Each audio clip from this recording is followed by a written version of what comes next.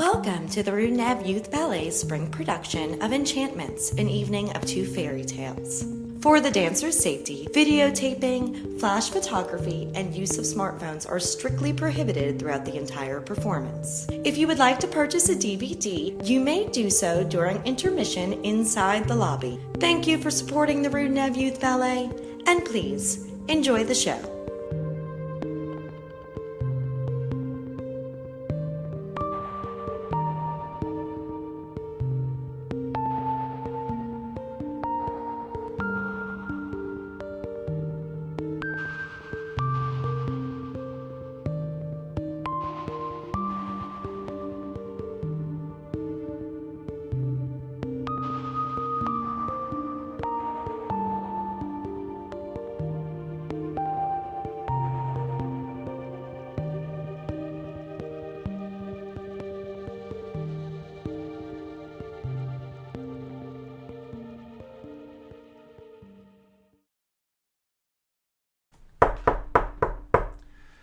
Knock, knock.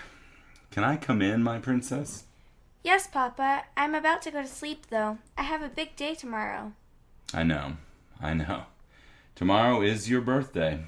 I can't believe how fast time has gone by. Your mother would be so proud of you. Well, I promise this won't take long. I'd just like to talk to my little girl before her big celebration. Is that too much to ask? Well, I guess not, Papa, but remember, I am no longer a baby. What would you like to talk about? What's that book you have? Well, I would like to read you a story. A story? Father, tomorrow I will be a teenager, not a toddler. Yes, my dear. However, this is a very important story. What do you mean, Papa? Well, I think everything will become a bit more clear when you listen to the story. Okay, Papa, I'm listening. Okay, let's begin.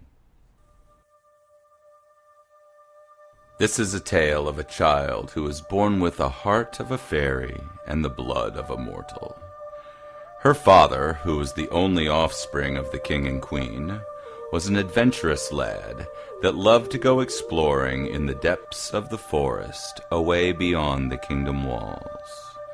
On a cool spring morning he traveled over the meadows of Carolwood, past the forests of Granbury, and through the viney outskirts of Atkasia, only to find a place he believed only existed in storybooks, like his mother would read to him as a child.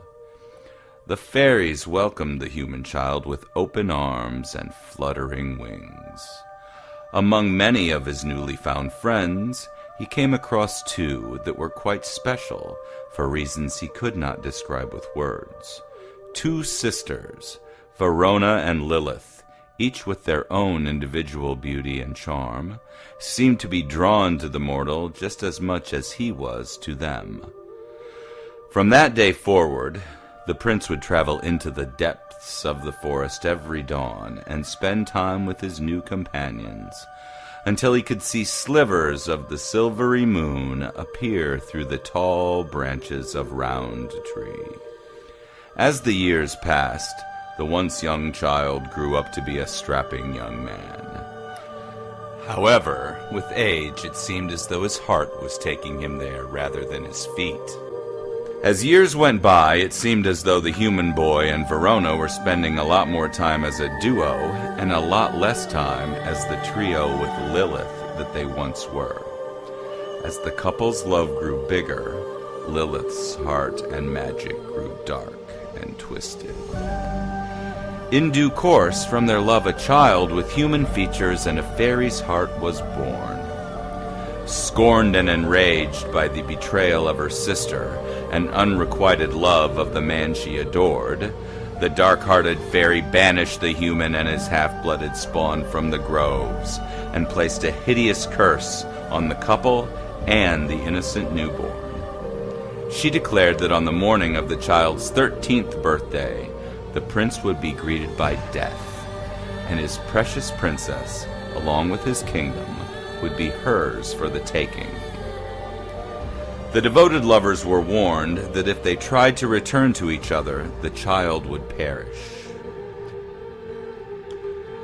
In fear of Lilith's incantations, the lovers shared one last embrace before the prince fled with the child.